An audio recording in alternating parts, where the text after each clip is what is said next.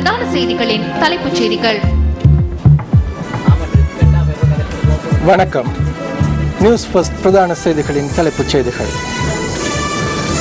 திவுலப்பிட்டியில் போலீசாரின் துப்பாக்கி பிரயோகத்தில் இளைஞன் உயிரிழந்தமை குறித்த விசாரணைகள் ஆரம்பம். පපුවටයි ඔළුවටයි වෙඩි තියෙනවා නම් දැනීමෙන්ම එම ක්‍රියාව සිද්ධ වෙන්න ඕනේ. මේ ඔහු යොදන බලයට සමාන බලයක් යොදලා ඌ යටත් කිරීම නිසා ඒට වඩා වැඩි බලයක් යෙදීම නෙමෙයි අවම බලය කියලා කියන්නේ ඒකයි. උන් නීතියට පටහැනිව යමක් කරලා තියෙනවා නම් ඔවුන්ට විරුද්ධව ඒ අවස්ථාවේම අපි උන් වැඩ තහනමට ලක් කිරීම හෝ එවැනි ක්‍රියාමාර්ග ගැනීමට ක්‍රියා කරනවා. ஒருவரை கடத்திச் சென்று பணத்தை கொள்ளையிட்ட சம்பவம் தொடர்பில் போலீஸ் கான்ஸ்டபிள் ஒருவர் கைது. பாராளுமன்ற வரப்பிரசாதங்களை பயன்படுத்தி தேசிய புலனாய்வு பிரிவின் பணிகளுக்கு அச்சுறுத்தல் ஏற்படும் வகையில் செயற்பட்டமை குறித்து தகவல் வெளியாகியுள்ளது. அரசு பாதுகாப்பு அமைச்சு தெரிவிப்பு. அல் ஜசீரா ஊடகவியலாளர்கள் 3 மீது சிறை தண்டனை விதிக்கப்பட்டதை கண்டித்து லண்டனில் ஆர்ப்பாட்டம். இது தொடர்பான விரிவான தகவல்கள் மற்றும் மேலும் பல உள்நாட்டு வெளிநாட்டு செய்திகளோடு கலையகத்தில் ஜெஃப்ரி மற்றும் தாரணி. நன்றி ராசு. வணக்கம். வணக்கம். நீங்கள் இணைந்து கொண்டிருப்பது நியூஸ் ஃபர்ஸ்டின் பிரதான செய்திகளுடன். இனி விரிவான செய்திகள். திவுலப்பிட்டிய பிரதேசத்தில் போலீசாரின் துப்பாக்கி பிரயோகத்தில் இளைஞர் ஒருவர் உயிரிழந்த சம்பவம் தொடர்பிலான வாக்குமூலங்களை பதிவு செய்து கொண்டுள்ளதாக போலீசார் தெரிவித்தனர். அனைத்து சாட்சியங்களையும் நீதிமன்றத்தில் சமர்ப்பித்த பின்னர் அடுத்த கட்ட விசாரணைகளை முன்னெடுப்பதாக போலீஸ் ஊடக பேச்சாளர் சிரேஷ்ட போலீஸ் அத்தியட்சகர் அஜித் ரோகன கூறினார். நீர்கொழும்பு பிரதி போலீஸ் அத்தியட்சகர் தலைமையில் விசாரணைகள் இடம்பெறுவதாகவும் அவர் குறிப்பிட்டார். திவுலப்பிட்டிய பரபாவில பிரதேசத்தைச் சேர்ந்த SM கெலும் சுபசிங்க என்ற 19 வயதான இளைஞரை போலீசாரின் துப்பாக்கி பிரயோகத்தில் உயிரிழந்துள்ளார். அவர் தன்னுடைய மூத்த சகோதரரோடு பிரதேசத்தில் நடைபெற்ற திருமண நிகழ்வு ஒன்றில் கலந்து கொண்ட பின்னர் வீடு திரும்பும் போது திவுலப்பிட்டிய பராவில சந்தையில் மற்றொருவரோடு வயிற்தர்க்கம் ஏற்பட்டுள்ளது. அவ்விடத்துக்கு போலீஸ் மோட்டார் போக்குவரத்து பிரிவின் 2 உத்தியோகத்தர்கள் வந்ததுடன் துப்பாக்கி பிரயோகம் மேற்கொள்ளப்பட்டுள்ளது.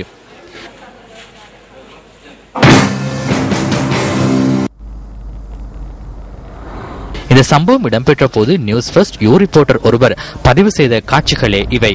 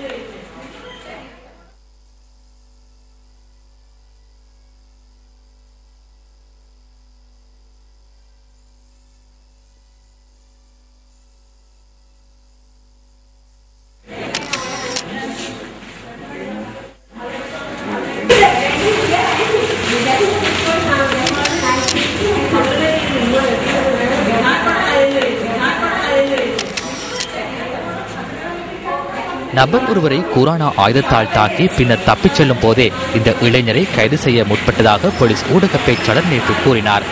அதன்போது சந்தேக நபர் போலீஸ் உத்தியோகத்தர் மீது காயம் ஏற்படுத்திவிட்டு தப்பிச் செல்ல முற்படுகையிலேயே துப்பாக்கி பிரயோகம் மேற்கொள்ளப்பட்டதாக போலீஸ் ஊடக பேச்சாளர் கூறினார். වැඩ කරන තැන ළමයෙකුගේ මගුරු ගෙදරක යන්න යා ගියා. එයින් ආයත ගෙදරත් ඇවිදින් මේ ලොකු පුතා තමයි උදේ හෝටලයට ගිහින් හරි ආයෙත් අජීන් එක්කගෙන ආවේ. ඇවිදින් ගෙදර ඇවිදින් ආයෙ ගිහිල්ලා මේ දරුවානේ මට පණිවිඩේ යම්වෙනකොට තේරම වැඩ ඉවර වෙලා. අයි මේ අපරාධයක් කෙරුවේ අනේ මගේ දරුවට.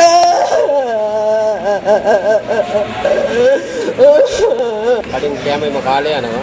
අපිට නම් කිසිම කරදරයක් නැහැ ළමයි. වෙඩිතීමේ අනතුරුව තුවාල ලැබූ කැලුම් සුවසිංහ දිවුලපිටිය දිසාරෝහලට ඇතුළත් කළ අතර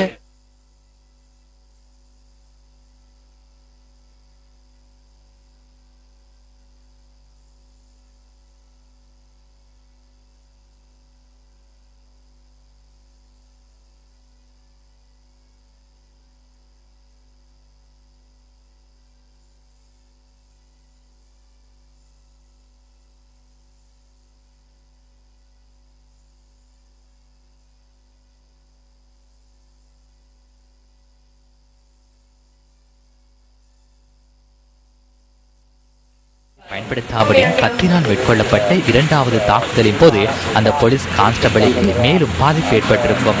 அதனை தடுக்கும் வகையிலே துப்பாக்கி பிரயோகம் மேற்கொண்டதாக அந்த போலீஸ் உத்தியோகத்தர் கூறியுள்ளார். நீதிமன்றத்தில் அந்த சாட்சியங்களை முன்வைக்க நாம் எதிர்பார்க்கின்றோம். அதன்படி எதிர்கால செயற்பாடுகளை எடுப்போம். இதன்போது போலீஸ் உத்தியோகத்தர்கள் தமது கடமைகளை சிறந்த முறையில் நிறைவேற்றியுள்ளார்களாயின் அவர்களுக்கு எதிராக எந்த நடவடிக்கையும் எடுக்க முடியாது. எனினும் அவர்கள் சட்டத்துக்கு முரணாக செயற்பட்டிருந்தால் அவர்களது சேவை ரத்து செய்யப்படும் அல்லது உரிய நடவடிக்கை எடுக்கப்படும்.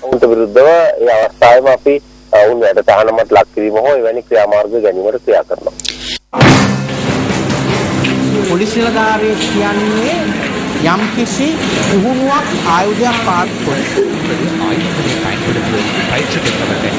எனவே அவர்களால் தவறுகள் ஏற்பட முடியாது. அங்கு அதிகூடிய அதிகாரம் பயன்படுத்தப்பட்டுள்ளது. கத்தியினால் தாக்குதல் மேற்கொள்ளும் பொழுது பயன்படுத்த முடியுமான ஆயுதம் என்ன? இங்கு ஆக குறைந்த அதிகாரத்தை பயன்படுத்தி துப்பாக்கி பிரயோகம் நடத்துவது முறையா? எனவே அதனை ஏற்றுக்கொள்ள முடியுமா? மற்ற விடயம், உடம்பின் எந்த பகுதிக்கு துப்பாக்கி பிரயோகம் நடாத்த முடியும்? தலைக்கு அல்லது நெஞ்சி பகுதிக்கு துப்பாக்கி பிரயோகம் நடாத்தினால் எவரும் உயிரிழப்பர். அதில் எவ்வித சந்தேகமும் இல்லை. පොලිස් නිලධාරීන් කියන්නේ බොහොම පුහුණුවලත් අය. එතකොට මේ පුහුණුවලත් අයට හැකියාවක් තියෙනවා සෑම போலீசார் பயிற்சி பெற்றவர்கள். எனவே சந்தேக நபர்கள் மேற்கொள்ளும் தாக்குதலை அது கூடிய அதிகாரத்தை பயன்படுத்தினால் எதிர்கொள்ளும் இயலுமை இருக்கின்றது. சிலவேளை துப்பாக்கிகளை பயன்படுத்த முடியும், ஆனால் அதன் மூலம் அவரை கொலை செய்ய முடியாது.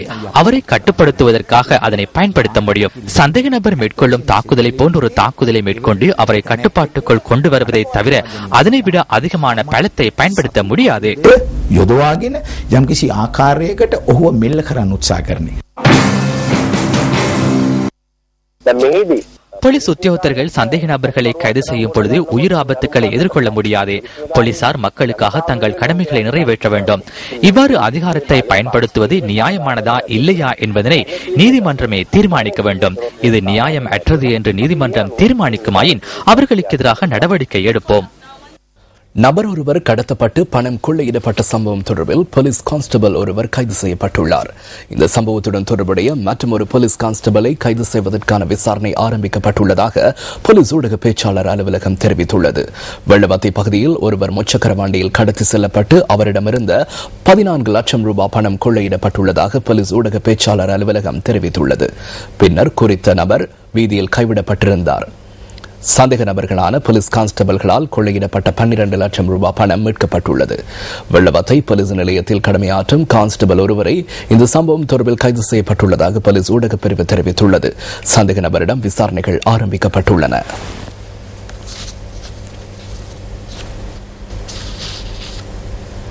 பாராளுமன்ற வரப்பிரசாதங்களை பயன்படுத்தி தேசிய புலனாய்வு பிரிவின் நடவடிக்கைகளுக்கு அச்சுறுத்தல் விடுக்கும் வகையில் செயற்படும் விதம் குறித்து தகவல்கள் கிடைத்துள்ளதாக தேசிய பாதுகாப்பு மற்றும் நகர அபிவிருத்தி அமைச்சு தெரிவிக்கின்றது. அமைச்சின் ஊடக மைய பணிப்பாளர் பிரிகேடியர் ருவான் வணிகசூரிய இந்த விடயத்தை இன்றைய ஊடகவியலாளர் சந்திப்பின் போது தெரிவித்தார்.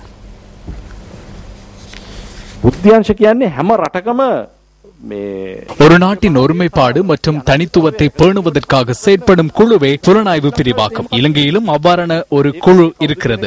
அந்த குழுவினர் யார் என்பதனை நாம் வெளிப்படுத்துவதில்லை. அவ்வாறு வெளிப்படுத்துவது நாட்டின் எதிர்காலத்திற்கு சிறந்ததாக அமையாது. அவ்வாறு வெளிப்படுத்தப்பட்ட பின்னர் இடம்பெறும் சம்பவம் குறித்து நான் உங்களுக்கு கூறியுள்ளேன். மில்லேனியம் சம்பவத்தில் 21 பேர் கொல்லப்பட்டனர். அந்த 21 பேரின் குறைபாடு இதுவரையும் நிவர்த்தி செய்யப்படவில்லை என்பதனை நாம் அனைவரும் உணர்கின்றோம்.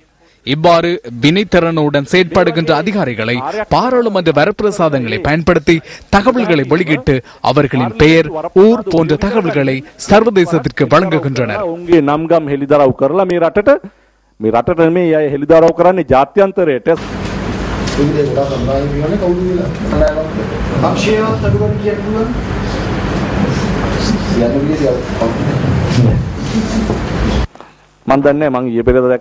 எனக்கு தெரியாது. இலங்கையில் கருவா ஏற்றுமதி செய்யும் பிரதான ஏற்றுமதியாளர் ஒருவர் தொடர்பில் கடந்த தினங்களில் பத்திரிகைகளில் செய்தி வெளியாகி இருந்தன. சர்வதேசத்தில் கருவாவின் தேவையில் 80% கருவா இலங்கையிலிருந்து ஏற்றுமதி செய்யப்படுகிறது. வேறு ஏதும் கேள்விகள் உண்டா? நான் அவரின் கேள்விக்கு பதிலளிக்க வேண்டும்.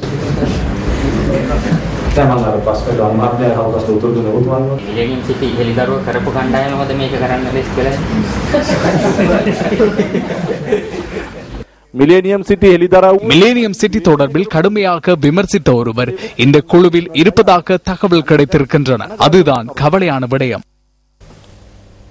மட்டக்களப்பு குருக்கள் மடம் பகுதியில் உள்ளதாக கூறப்படும் மனித புதைக்குழியை அகழ்வதற்கு நீதிமன்றம் அனுமதி வழங்கியுள்ளது.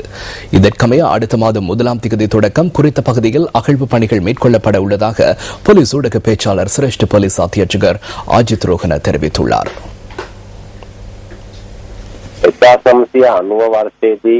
1990ஆம் ஆண்டு கால பகுதியில் காத்தான்குடி பகுதியில் சுமார் 100 முஸ்லிம் மக்கள் பல்வேறு சந்தர்ப்பங்களில் கடத்திச் செல்லப்பட்டு விடுதலை புலி இயக்கத்தினரால் கொலை செய்யப்பட்டு குருக்கள் மடம் பகுதியில் கடற்கரை ஓரமாக புதைக்கப்பட்டிருப்பதாக ஒருவரால் களுவாஞ்சிக்குடி போலீஸ் நிலையத்தில் முறைப்பாடு செய்யப்பட்டிருந்தது.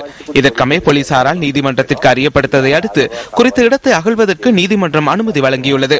இதற்கமே 2014ஆம் ஆண்டு 7ஆம் மாதம் 1ஆம் தேதி குருக்கள் மடம் பகுதியில் உள்ள குறித்த இடத்தின் அகழ்வு பணிகள் ஆரம்பிக்கப்படும். காணாமற் போனோர் தொடர்பான முறைப்பாடுகளை விசாரணை செய்யும் ஜனாதிபதி ஆணைக்குழுவினரும் குறித்த இடத்தில் விசாரணைகளை மேற்கொண்டிருந்தனர்.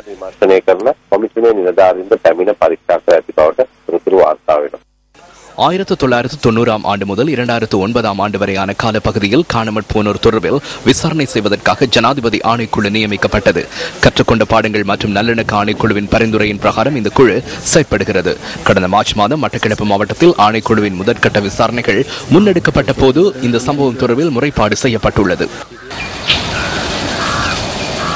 கிழக்கு மாகாண சபை உறுப்பினர் சிப்லி ஃபாரூக் முன்வைத்த இந்த முறைப்பாட்டுக்கு அமைய குருக்கள் மடம் பகுதியில் உள்ள குறித்த இடத்தை பார்வையிடுவதற்கு ஆணைக்குழு உறுப்பினர்கள் சென்றிருந்தனர். இதேவேளை கடந்த மார்ச் மாதம் காணாமற் போனோர் தொடர்பான ஜனாதிபதி ஆணைக்குழு அலுவலகத்தில் இடம்பெற்ற கலந்துரையாடலில் இந்த புதைக்குழியை தோண்டுவதற்கு சர்வதேச செஞ்சிலுவை சங்கம் உதவிகளை வழங்க உள்ளதாக அறிவித்திருந்தமை குறிப்பிடத்தக்கதாகும். இலங்கையின் முதலாவது ரியாலிட்டி விளையாட்டு நிகழ்ச்சியான சூப்பர் ஃபைட்டர் குத்துச்சண்டை கோதாவின் அரையிறுதி சுற்று 2ஆம் கட்டம் ரத்மலானை ஸ்டெயின் காலியகத்தில் இன்று நடைபெற்றது. இது தொலைக்காட்சி ரசிகர்களுக்கு புதியதொரு அனுபவத்தை ஏற்படுத்தும் வகையில் அமைந்திருந்தது.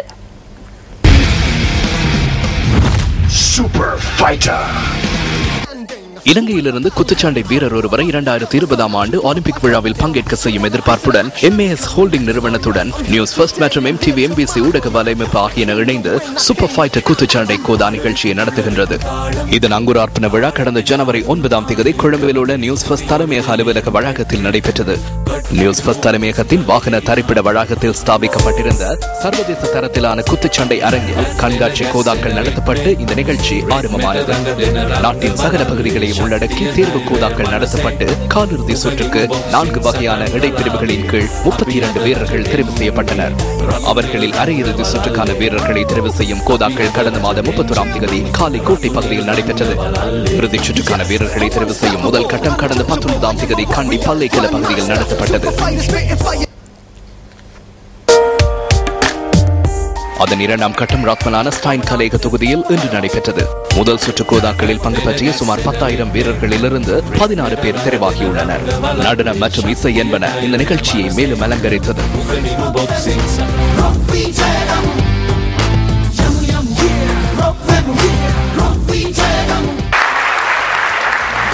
கோதாக்களில் மோதிய 16 வீரர்களில் 8 பேர் இறுதிச் சுற்றுக்கு தகுதி பெற்றனர்.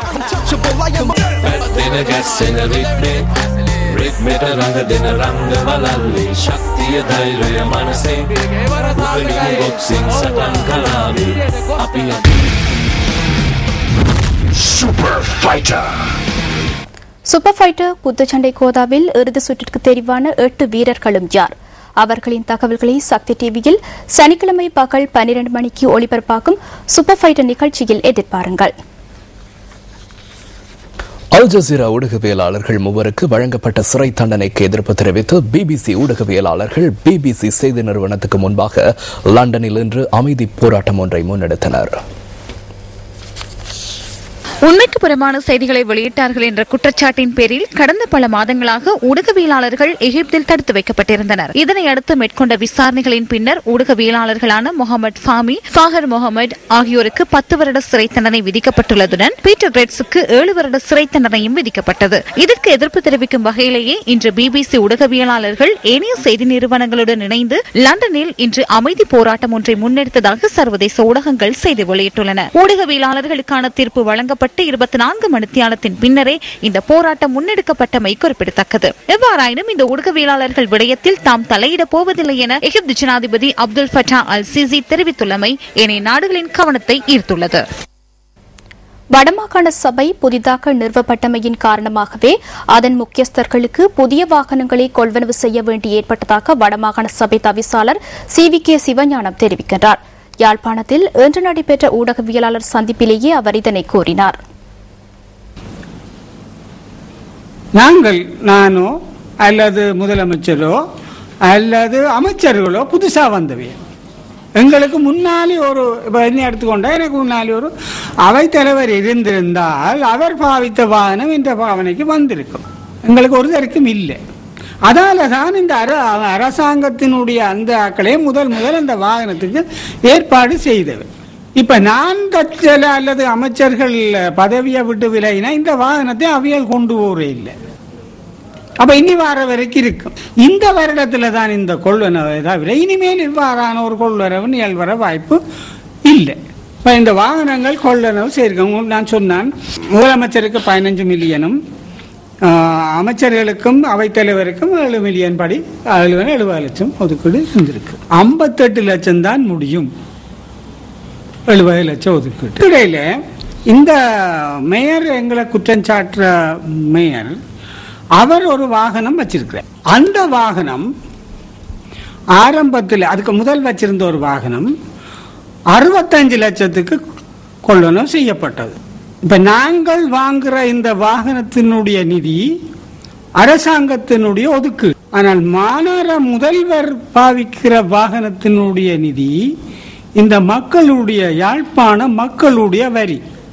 அந்த அடிபட்ட வாகனத்தினுடைய இன்சூரன்ஸையும் எடுத்து திரும்ப அதையும் எடுத்து கொடுத்து மேலதிகமா 13 லட்சம் கட்டி அந்த இன்சூரன்ஸையும் கொடுத்து இப்போ ஒரு வாகனம் எடுத்திருக்கணும். 65 13 உண்மையில செலவு கவுன்சிலுக்கு 78 லட்சம். நாங்கள் வாங்கின இந்த வாகனத்தின் பெறுமதி ஆக குறைஞ்சது 58 லட்சம். ஆர் சோசில போறது? வடமாகாண சபை தவிசாளரின் இந்த குற்றச்சாட்டு தொடர்பில் தகவல்களை அறிந்து கொண்ட யாழ் மேயருடன் தொடர்பு கொள்ள நியூஸ் பஸ்ட் பலமுறை முயற்சி செய்த போதும் அது பலனளிக்கவில்லை. மட்டக்களப்பு வாழைச்சேனை பிரதான வீதியில் சுங்காங்கேணி தாமரைக்குளம் கரையிலிருந்து ஆண் சிசு ஒன்றின் சடலம் மீட்கப்பட்டுள்ளது. இன்று காலை 7 மணியளவில் குறித்த சிசுவின் சடலத்தை அவதானித்த பிரதேச மக்கள் போலீசாருக்கு தகவல் வழங்கினர். சம்பவ இடத்திற்கு நேரில் வருகை தந்த மாவட்ட நீதிமன்ற பதில் நீதிபதி MP.M. ஹுசைன் விசாரணைகளை மேற்கொண்டுள்ளதுடன் உருக்குலைந்த சிசுவின் சடலத்தை மருத்துவ விசாரணைகளுக்காக மட்டக்களப்பு போதனா வைத்தியசாலையில் ஒப்படைக்குமாறு உத்தரவிட்டார். கைவிடப்பட்ட சிசுவின் சடலம் காணப்பட்ட இடத்திலிருந்து சந்தேகத்திற்கு இடமான தாவணியொன்றையும் போலீசார் மீட்டுள்ளனர். இந்த சம்பவம் தொடர்பில் வாழைச்சேனை போலீசார் விசாரணைகளை மேற்கொண்டு வருகின்றனர். எறியப்படும் சிசுக்கள். ராஜாங்கனை யாய பகுதியில் உள்ள பாலடைந்த காணியொன்றிலிருந்து 2 மாதங்கள் நிரம்பிய சிசு ஒன்றின் சடலம் கண்டெடுக்கப்பட்டது. அரநாயக்க கம்மன்னாகொட குடா ஓயாவிலிருந்து சிசு ஒன்றின் சடலம் கண்டுபிடிக்கப்பட்டது. மட்டக்களப்பு கொக்கட்டிச்சோலையில் உள்ள வயலில் இருந்து சிசு ஒன்றின் சடலம் கண்டெடுக்கப்பட்டது. மாத்தறை பொது சந்தை கட்டட தொகுதிக்கு அருகிலுள்ள குப்பையிலிருந்து சிசு ஒன்று கண்டெடுக்கப்பட்டது. நல்லதனி பகுதியில் வீதியோரத்தில் இருந்து சிசு ஒன்றின் சடலம் கண்டெடுக்கப்பட்டது. சிசுவை கைவிடுதல்கள் தொடர்கின்றன. இது சமூகத்தின் அவலமா அல்லது சீரழிவா? தடுத்து நிறுத்துவது யார், எப்போது? வவுனியா நகரசபை கட்டட கூரையில் ஏறி பெண்ணொருவர் போராட்டத்தில் ஈடுபட்டுள்ளார். நகரசபையின் முன்னாள் ஒப்பந்த அடிப்படையிலான சுகாதார ஊழியரே தமக்கு நிரந்தர நியமனம் வழங்குமாறு கோரி இந்த போராட்டத்தில் ஈடுபட்டுள்ளார். வவுனியா நகரசபை வளாகத்திற்கு இன்று காலை சென்ற குறித்த பெண் கூரை மீது ஏறி தமது போராட்டத்தை முன்னெடுத்துள்ளார். இந்த பெண் முன்னெடுத்துள்ள போராட்டத்திற்கு ஆதரவு தெரிவித்து குறித்த கட்டடத்தின் கீழ் பதாகைகளை ஏந்தியவாறு மற்றொரு பெண்ணும் போராட்டத்தில் இணைந்திருந்ததாக எமது செய்தியாளர் தெரிவிக்கிறார். வவுனியா நகரசபையினால் டெங்கு நோயை கட்டுப்படுத்த கடந்த காலங்களில் ஒப்பந்த அடிப்படையில் சுகாதார தொழிலாளர்கள் நியமிக்கப்பட்டிருந்தனர். அதற்கிணங்க 7 பேர் சேவைக்கு சேர்த்துக் கொள்ளப்பட்டனர். அவ்வாறு இணைத்துக் கொள்ளப்பட்டவர்களில் இந்த பெண்ணும் ஒருவர் ஆவார். இதேவேளை நகரசபை செயலாளர் கடிதம் ஒன்றினூடாக குறித்த நபர்களின் சேவையை முடிவுக்கு கொண்டு வருவதாக அறிவித்துள்ளார். இதனை அடுத்து இந்த போராட்டம் மேற்கொள்ளப்பட்டுள்ளதாக எமது செய்தியாளர் கூறினார். இந்த விடயம் தொடர்பில் வவுனியா நகரசபை நிர்வாக உத்தியோகத்தர் NS கிருஷ்ணனிடம் நியூஸ் ஃபர்ஸ்ட் வினவியது. இந்த செயற்பாடு எங்களுக்கு இதுவரை ஒன்றும் அவர் அறிவிக்கவும் இல்லை. தன்னுடைய எண்ணத்துக்கே இங்கே வந்து மேலே இருக்கின்றார். ஆனால் நாங்கள் கூடுமான வரை இந்த டெங்கு ஒழிப்புக்காகத்தான் நாங்கள் ஆக்களை எடுத்தினாங்கள். அவர்களுடைய வேலை முடிவடைந்த நிப்பாடி போட்டோம். யாழ்ப்பாணம் நெடுந்தீவு கடற்பரப்பில் கைது செய்யப்பட்ட 11 இந்திய மீனவர்களை விளக்கமறியலில் வைக்குமாறு ஊர்காவற்றுறை நீதவான் நீதிமன்றம் இன்று உத்தரவிட்டுள்ளது. இலங்கை கடற்பரப்புக்குள் அத்துமீறி பிரவேசித்து மீன்பிடித்த குற்றச்சாட்டின் பேரில் கைது செய்யப்பட்ட இந்திய மீனவர்கள் இன்று நீதிமன்றத்தில் ஆஜர்படுத்தப்பட்டனர். இதன்போது அவர்களை அடுத்த மாதம் 7ஆம் தேதி வரை விளக்கமறியலில் வைக்குமாறு நீதவான் உத்தரவிட்டதாக கடற்றொழில் திணைக்களத்தின் யாழ் மாவட்ட பிரதிபலிப்பாளர் நடராச கணேசமூர்த்தி தெரிவித்தார். இலங்கை கடற்பரப்பிற்குள் மீன்பிடித்துக் கொண்டிருந்த போது இந்திய மீனவர்கள் 11 பேரும் நேற்றிரவு கடற்படையினரால் கைது செய்யப்பட்டிருந்தனர். இவர்களது 3 படகுகளையும் கடற்படையினர் கைப்பற்றியிருந்தமை குறிப்பிடத்தக்கது. குறித்த 11 மீனவர்களும் தமிழகத்தின் புதுக்கோட்டை மாவட்டத்தைச் சேர்ந்தவர்கள் என்பது விசாரணைகளில் இருந்து தெரிய வந்துள்ளது. இலங்கை கடற்பரப்பிற்குள் அத்துமீறி பிரவேசித்து மீன்பிடித்த குற்றச்சாட்டின் பேரில் கைது செய்யப்பட்ட 53 இந்திய மீனவர்கள் ஏற்கனவே விளக்கமறியலில் வைக்கப்பட்டிருந்தனர். இதேவேளை இலங்கையில் தடுத்து வைக்கப்பட்டுள்ள 64 மீனவர்களையும் விடுவிப்பதற்கு உடனடி நடவடிக்கை மேற்கொள்ளுமாறு வலியுறுத்தி தமிழக முதல்வர் ஜெயலலிதா ஜெயராம் இந்திய பிரதமர் நரேந்திர மோடிக்கு மீண்டும் கடிதம் ஒன்றை அனுப்பி வைத்துள்ளார். தமிழக மீனவர் பிரச்சனையில் மத்திய அரசு மீதான நம்பிக்கையை இன்னமும் தாம் இழக்கவில்லை என தமிழக முதல்வர் தமது கடிதத்தில் குறிப்பிட்டுள்ளார். உடன்படிக்கை மூலம் இலங்கைக்கு வழங்கப்பட்டுள்ள கச்சத்தீவை மீண்டும் பொறுப்பேற்பதே மீனவர் பிரச்சினைக்கு உரிய தீர்வாக அமையும் என தமிழக முதல்வர் ஜெயலலிதா ஜெயராம் மேலும் கூறியுள்ளார்.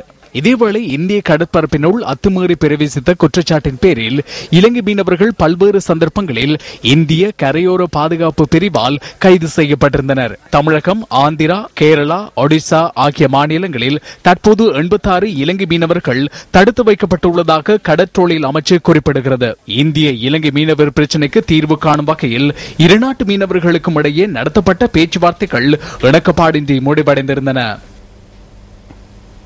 கச்சத்தீவை இந்தியாவினால் எவ்வேளையிலும் மீள பெற்றுக் கொள்ள முடியும் என வடமாகாண சபை உறுப்பினர் MK சிவாஜிலிங்கம் தெரிவிக்கின்றார். யாழ்ப்பாணத்தில் இன்று நடைபெற்ற ஊடகவியலாளர் சந்திப்பிலேயே அவர் இதனை கூறினார். 74ஆம் ஆண்டு கொடுத்த அன்னை இந்திரா காந்தி அவர்கள் கொடுத்த பொழுது இந்தியாவினுடைய 2 சபைகளுடைய அங்கீகாரமும் பெறப்படவில்லை. லோக்சபா, ராஜ்யசபாவினுடைய அனுமதி பெறப்பட்டுத்தான் கொடுக்கப்பட வேண்டும். ஆனால் அது பெறப்படாமல் தான் கொடுக்கப்பட்டிருக்கிறது. ஆகவே எந்த நேரமும் இந்தியா மீண்டும் அதை பெறக்கூடிய ஒரு உரிமை இந்தியாவிடம் இருந்து கொண்டிருக்கிறது. அது இந்தியா வேண்டும் என்றே அந்த உரிமையை வைத்துக் கொண்டுதான் கொடுத்திருப்பதாகத்தான் நான் கருதுகிறேன். இதேவேளை இது தமிழ் தேசிய கூட்டமைப்பின் நிலைப்பாடு அல்ல என அந்த கட்சியின் ஊடக பேச்சாளர் சுரேஷ் பிரேமச்சந்திரன் கூறினார். அது MK சிவாஜிலிங்கத்தின் தனிப்பட்ட கருத்து எனவும் அவர் தெரிவித்தார். உழைப்புக்கு ஏற்ற ஊதியம் கிடைக்காவிட்டால் அது உழைப்பாளிகளின் வாழ்வாதாரத்தை பாதிக்கும். விவசாய உற்பத்திகளின் கொள்வனவுகளில் ஏற்படும் ஏற்ற இறக்கங்கள் விவசாயிகளை கடுமையாக பாதிக்கும். வடமாகாணம் கிளிநொச்சி மாவட்டத்தில் வாழை பழங்களுக்கான கொள்வனவு விலை வீழ்ச்சி அடைந்துள்ளதாக கிளிநொச்சி விவசாயிகள் கவலை வெளியிட்டுள்ளனர்.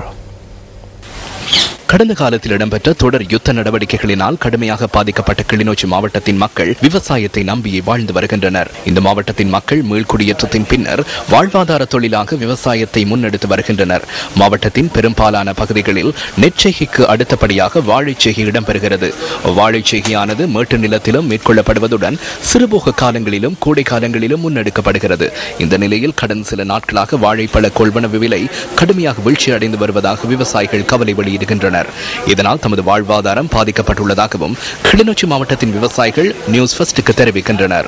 5 ரூபா 10 ரூபா போகுது, 5 ரூபாய்க்கு போகுது, 10 ரூபாய்க்கு போகுது. அதுக்கும் இல்லாமல் கிடந்து பசிறது. அது தகுந்த இப்போ பாலிகளும் முறிஞ்சு எல்லாமே அள்ளி போட்டு தோட்டங்களில் எல்லாம் நட்டம் உண்ட. இதில் வேணண்டு வாழைக்குள்ள செய்கிறோம் நாங்கள். மோட்டர் காசு, தண்ணி காசு, பசலி எரி போடுறது, அந்த இதுக்கெல்லாம் ஒன்றும் செய்யலாது. இந்த விலைக்கு நாங்கள் அது ஒன்றும் தாக்கலாது. இதேவேளை கொழும்பு சந்தையில் வாழைப்பழத்தின் விலை தொடர்பாக நியூஸ் ஃபர்ஸ்ட் ஆராய்ந்தது. வாழைப்பழம் இப்போ கொஞ்சம் நோம்பு சீசன் வருதுனால கொஞ்சம் சாமான் கொஞ்சம் தட்டுப்பாடு நிலைமை. இப்போ ஆனவப்பழம் கிலோ 90 ரூபா போகுது, புளி வாழைப்பழம் ஒரு 60 ரூபா 50 ரூபா போகுது, கோழிக்குட்டு 100 ரூபா 120 ரூபா 130 ரூபா போகுது. சந்தையில் இப்போ கொஞ்சம் தட்டுப்பாடு நிலைமை தான் காணப்படுகிறது. சில இடங்கள் சாமான் கொஞ்சம் தட்டுப்பாடு, நமக்கு வர சாமான் கொஞ்சம் தட்டுப்பாடு. உங்கள் வாழ்க்கை எங்கள் செய்தி. பொருளாதார புள்ளி விவரங்களுக்காக சரியான தகவல்களை வழங்கி ஒத்துழைக்குமாறு தொகை மதிப்பு புள்ளி விவரவியல் திணைக்களம் மக்களிடம் கோரிக்கை விடுத்துள்ளது. பொருளாதார மதிப்பீட்டின் 3வது கட்டமாக விவசாயத்துறையின் தகவல்களை திரட்டும் நடவடிக்கைகள் ஆரம்பிக்கப்பட்டுள்ளதாக திணைக்களம் சுட்டிக்காட்டியுள்ளது. இலங்கைக்கு எதிரான 2வது டெஸ்ட் கிரிக்கெட் போட்டியில் தோல்வியை தவிர்க்கும் போராட்டத்தில் இங்கிலாந்து ஈடுபட்டுள்ளது. 350 ஓட்டங்களை நோக்கி 2ஆம் இன்னிங்ஸில் பதிலளித்தாடும் இங்கிலாந்து சற்று முன்னர் வரை 7 விக்கெட்டுகளை இழந்து 172 ஓட்டங்களை பெற்றிருந்தது. இது தொடர்பான முழுமையான விவரங்களை இரவு 10:45 எதிர்பாருங்கள். இதுடன் நியூஸ் ஃபர்ஸ்டின் 8 மணி பிரதான செய்தி நிறைவு பெறுகின்றது. வணக்கம். வணக்கம். Hotline 0114-896-896 www.newsfirst.lk. Feedback at newsfirst.lk.